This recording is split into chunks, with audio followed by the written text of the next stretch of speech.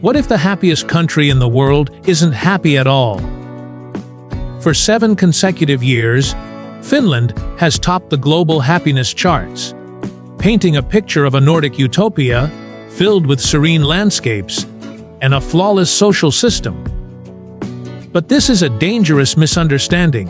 Beneath this glossy surface lies a nation forged in darkness, silence, and incomprehensible hardship. A country where small talk is considered a violation, where the national soundtrack is screaming heavy metal, and where the people willingly plunge their bodies into frozen lakes as a form of therapy. What if their happiness isn't a state of blissful contentment, but a hard, won peace? A quiet resilience earned by staring into the abyss of a brutal history and a harsh climate, and not flinching. Forget the tourist brochures. We're going on a journey to uncover the secret code of the Finnish soul, to understand why a nation so comfortable with melancholy can teach the world a profound lesson about the true nature of joy. The first thing you will notice in Finland isn't a grand monument or a bustling square. It's what isn't there. Step onto a bus in Helsinki, and the silence is absolute, almost architectural in its structure. There is no idle chatter, no loud phone calls, just the quiet hum of the engine and the soft chime of a stop request. In many cultures, this level of silence between strangers would be considered awkward, even hostile. In Finland, it's a form of profound respect. The Finnish proverb, "silence is gold, talking is silver," isn't just a quaint saying, it's a user manual for social interaction. Finns don't feel the need to fill silences with meaningless chatter because, to them, silence isn't empty. It's a space for thought, for observation, for simply existing without the pressure to perform. This isn't coldness, it's a deep, seated respect for personal space, both physical and mental. This national comfort with quiet is born from the landscape itself. Finland is a country of immense space. With a staggering 74% of its land covered in trees, it is a nation defined, governed, and soothed by its forests. We're talking about an area of green larger than the entire United Kingdom or Italy, yet populated by only 5.5 million people. This isn't just a statistic, it's the foundation of a deep, almost spiritual connection between the people and their environment. This relationship is enshrined in one of the most remarkable and civilized legal concepts on earth, Jokaimiain oikeus, or everyman's right. This ancient custom, now codified into law, dictates that everyone, Finn or foreigner, has the right to roam freely in nature. You can hike, ski, camp for a night, and most importantly, pick wild berries and mushrooms, regardless of who owns the land. Imagine the level of societal trust that requires. It's a social contract written into the very soil, a profound statement that nature is a common treasury, belonging to all of us so long as we care for it. This right explains why, in a country of 5 million people, there are nearly 188,000 lakes and over 500,000 summer cottages, or maukki. The maukki is the heart of the Finnish experience, the physical manifestation of the national soul. It's rarely a luxury vacation home, often it's a rustic, Spartan cabin by a lake, a sanctuary where Finns go to escape the pressures of modern life and reconnect with something essential. The ritual is timeless and sacred. You arrive, you chop wood for the fire and the sauna, you fetch water from the lake. There may not be electricity or running water, and that is precisely the point. It's about shedding the non-essential. The day is structured around the sauna, swimming in the bracingly cold lake, grilling sausages over a fire, and then sitting in that profound, calming silence, listening only to the call of a loon across the water. This isn't a vacation. It's a pilgrimage to the source of the Finnish identity's solitude. nature, and radical self-reliance. It is here, in the quiet of the forest, that the Finnish character is forged and renewed. But this quiet, contemplative exterior hides a core of molten steel. To even begin to understand Finland, you must understand a word that has no direct English translation: sisu. It's often poorly translated as grit, perseverance, or resilience, but it's so much more. Sisu is a form of courageous, stubborn, almost irrational determination in the face of impossible odds. It's the strength you find when you think you have nothing left. It's the national lifeblood. Sisu is what allowed a tiny nation of fewer than 4 million people to fight the colossal Soviet Union, with its population of 170 million, to a standstill in the brutal Winter War of 1939-1940. Facing overwhelming odds in terms of soldiers, tanks, and aircraft, the Finns used their knowledge of the forest and the brutal winter to inflict staggering casualties on the invaders. This wasn't just a military conflict, it was the ultimate test of the national character, a crucible that burned the concept of sisu into the collective consciousness forever. This inner fire is ritually stoked in the holiest place in Finland, the sauna. With an estimated 3 million saunas in the country, there's roughly one for every 2 citizens. You'll find them in city apartments, corporate headquarters, deep in the forest, and even in Finland's parliament building. The sauna is not a luxury, it is a fundamental necessity. Historically, it was the most sterile place in the home, a sacred space where women gave birth and where the bodies of the dead were ritually cleansed for burial. It was a place of transition, from life to death, from filth to purity. The experience is primal. The searing, dry heat that can exceed 100 degrees Celsius between 100 degrees Fahrenheit, the hissing explosion of water on hot stones that creates a wave of steam called loilai, which in ancient Finnish mythology meant spirit, or life, and the rhythmic, invigorating slapping of the skin with a bundle of birch twigs called a vita to improve circulation. And then comes the baptism, the rush out of the heat, and the immediate plunge into an ice, cold lake or a roll in the fresh snow. This shock to the system, this violent dance between extreme heat and cold, is more than just a health ritual. It's a physical manifestation of sisu. It's a voluntary ordeal that pushes you to your limits, leaving you feeling reborn, cleansed, and powerfully, tinglingly alive. For the truly dedicated, this extends to Avanto, ice swimming, a daily ritual throughout the winter, which involves cutting a hole in a frozen lake for a quick, life-affirming plunge. This same intense, melancholic, yet powerful energy finds its voice in another national obsession, heavy metal. It might seem like a paradox. The world's happiest country, having more heavy metal bands per capita than anywhere else on the planet.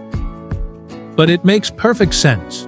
Bands like Nightwish, H.I.M., Amorphous, and Children of Bodom provide the perfect, epic soundtrack for the long, dark winters when, in the far north, the sun doesn't rise at all for weeks.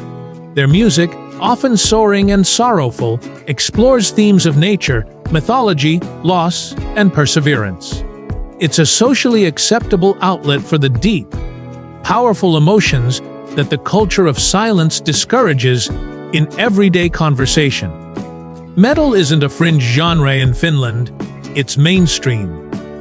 It's the collective, cathartic roar that echoes the quiet intensity of the Finnish soul. So how does a nation of quiet, stoic individualists, forged in hardship, build a society with the highest level of social trust on earth? The answer lies in an unwritten social contract built on radical fairness and shared responsibility.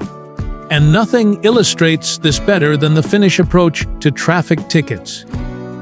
In Finland, fines for many offenses, including speeding, are calculated as day fines based on the offender's daily disposable income. In 2023, a wealthy businessman named Anders Wycliffe was famously handed a fine of 121 zalazan, about 130 zalazan, for driving 30 kilometers per hour over the speed limit. To outsiders, this sounds insane. To the Finns, it's simple, logical justice. The philosophy is that a punishment should be felt equally by everyone, regardless of wealth. A flat, 200 fine that might devastate a low-wage worker is utterly meaningless to a millionaire. The income-based system ensures the punishment is proportionate to the means, reinforcing the core societal belief that everyone, rich or poor, is equal and accountable before the law. This isn't a system designed to be punitive. It's designed to maintain a delicate social balance and prevent the erosion of trust. This foundation of trust and equality is laid in childhood, through what is widely considered the best and most equitable education system in the world. The Finnish model is the antithesis of the high-pressure, competitive systems found elsewhere. Children start formal schooling late, at age 7. They have shorter school days, longer and more frequent outdoor breaks, and famously, very little homework. The focus is not on rote memorization or relentless standardized testing, but on fostering creativity, critical thinking, collaborative problem solving, and overall well-being. Teachers are among the most respected professionals in the country, requiring a master's degree, and are given immense autonomy to tailor their teaching methods. The system is built on a core principle: equality over excellence. By ensuring every child, regardless of background, has the same high-quality education, the system raises the entire nation. This trust is so deeply embedded that it manifests in ways that seem utterly shocking to outsiders. In the depths of winter, it's common to see a line of baby strollers parked outside a cafe or a library, with infants sleeping soundly inside, bundled up in temperatures as low as 14°F. Parents believe the fresh, cold air helps the babies sleep longer and strengthens their immune systems. But more than that, it's the ultimate testament to the staggering level of community safety and societal trust. People don't worry about their children being harmed or abducted. They trust their neighbors. They trust their society. This is the quiet, powerful, and tangible result of a culture that has systematically engineered trust into its very fabric. With a foundation of resilience and trust this strong, you earn the right to be a little strange. And Finland embraces its eccentricities with a unique, deadpan, and understated joy. This joy is often found in small, daily rituals, the most important of which is coffee. Finns are, by a significant margin, the world's biggest coffee consumers, drinking an average of 12 kilograms of beans per person per year. That's about 4 cups a day for every man, woman, and child. Coffee isn't just a beverage here. It's a cultural institution, a social lubricant in a reserved society.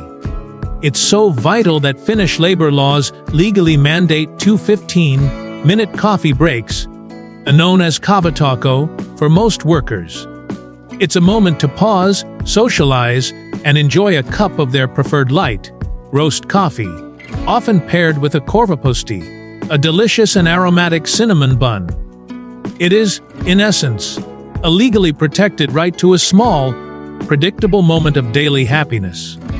But Finnish joy can also be grand, bizarre, and wonderfully absurd, serving as a form of cultural catharsis.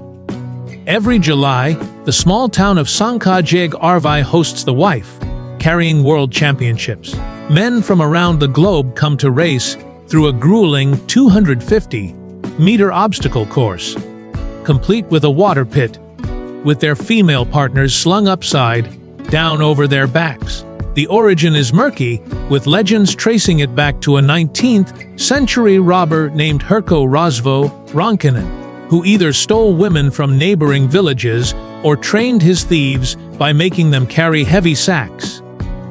Today, it's a hilarious and physically demanding sport where the grand prize is the wife's weight in beer. The Finns also have a national day dedicated to shaming the lazy. On July 27th, Sleepy Head Day, Unikonpää, the last person in the family or house to wake up is unceremoniously doused with a bucket of water or, in the coastal town of Naantali, literally carried out of their home by a procession and thrown into the sea. Each year, a local or national celebrity is chosen as the official sleepy head and ambushed with this cold, wet wake-up call, much to the delight of the town. These strange rituals are not just random quirks. They are the cultural pressure valves, moments of communal laughter and absurdity that balance out the stoicism, the silence, and the seriousness of everyday life. They are a reminder not to take oneself too seriously, a necessary release in a culture that values control and reserve. Which brings us back to where many superficial stories about Finland begin, the cliché of its beauty. The travel guides might speak of blonde hair and blue eyes, but the true allure of Finnish beauty isn't merely genetic. Like its happiness, it is a direct reflection of the culture. It is a beauty rooted in authenticity, simplicity, and a deep, abiding harmony with nature. The Finnish lifestyle, with its emphasis on fresh, foraged foods like berries and mushrooms, and its constant physical connection to the outdoors, creates a natural radiance. This is most profoundly expressed in the world-renowned field of Finnish design.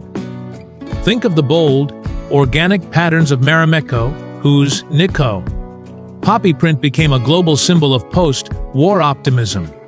Think of the iconic, nature-inspired glassware of Italy, designed by legends like Alvar Aalto and Kaj Frank with a philosophy of creating timeless, multi-functional objects that are never thrown away. This isn't just about aesthetics. It's about sustainability and honesty of materials. Finnish design doesn't shout for attention. It is confident in its quiet, enduring quality. It is, in essence, sisu made tangible. And perhaps the deepest key to the Finnish soul is its most isolating feature, the language. The Finnish language is not Scandinavian. It is not Germanic or Slavic. It is a Finno-Ugric language, related only to Hungarian and Estonian and a few minority languages in Russia. It is utterly unique, with a complex grammar of 15 cases and a vocabulary that shares almost no roots with its neighbors. This linguistic isolation has profoundly shaped the national identity.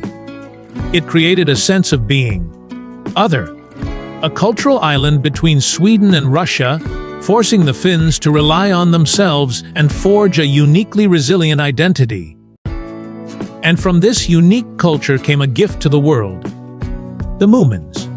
Created by the Swedish-speaking Finnish author Tove Jansson, these gentle, hippo-like creatures are not just for children. The Moomin stories are profound philosophical tales about family, friendship, loneliness, the beauty of nature, and the acceptance of others' quirks. They perfectly encapsulate the Finnish worldview: a deep love for nature, a tolerance for melancholy, and the ultimate importance of finding safety and warmth in one's own home and community. The Moomins are, in many ways, the perfect ambassadors for the Finnish soul. Our journey through Finland reveals a profound and vital truth. True happiness may not be the absence of sadness, but the ability to find meaning, strength, and even a strange joy within it. Finland teaches us that contentment can be found in the quiet solitude of a forest, in the fierce, purifying warmth of a sauna, and in the unwavering, unspoken trust of a community. It's a nation that has mastered the art of being, a quiet superpower whose strength lies not in what it projects to the world, but in its deep, unshakable, and authentic sense of self. It's a happiness that isn't given, it must be earned every single day. What part of the Finnish code surprised you the most? Was it the income-based fines, the silent buses, or the love for heavy metal? Share your thoughts or questions in the comments below. If this story opened up a new perspective for you, please share this video with a fellow traveler who loves to look deeper than the surface of a destination. And for more deep dives into the world's most fascinating and misunderstood places, make sure you subscribe. Thank you for exploring with me.